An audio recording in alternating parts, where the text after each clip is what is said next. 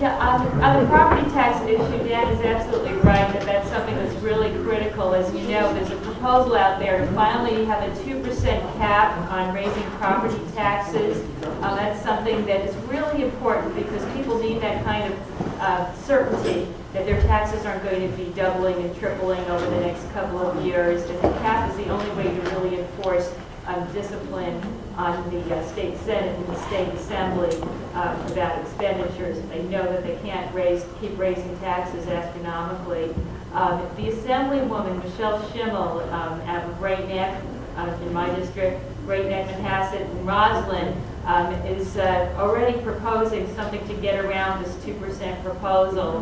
What she wants to do is say that if a school board, if the 2% cap only kicks in if the school board can't pass a budget at the first time around. So that means that you're still beholden to these school boards to keep increasing taxes, and you'll never have the 2% cap take effect. It's really critical that we make our voices heard on that.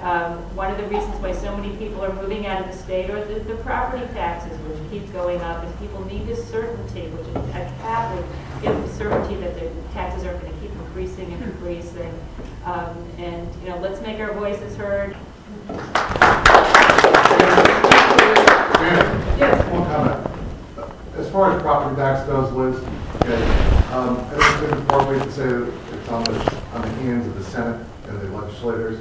Property taxes outside of New York City, 70% of property taxes come from your school districts. So if they want to do a property tax cap, as Dean said when he was talking about some stuff, you know what, guys, they need to get real about cutting expenses. Right, absolutely. Okay? Putting a tax cap as they're proposing, does anyone remember when Richard Nixon put a cap on inflation in the 70s?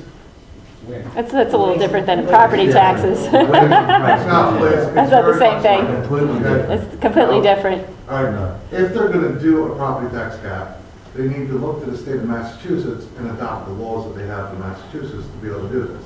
It's not going to solve Nassau County's problem. All right? But what they have to do is they have to cut spending. Absolutely, but this forces them to cut spending. They have to cut spending. They have to cut the spend. They have to cut spending. Under Michelle Schimel's proposal, the school boards can still do whatever they want. They don't have to cut anything. Even with a 2% cap. No, because under her proposal, the cap won't kick in.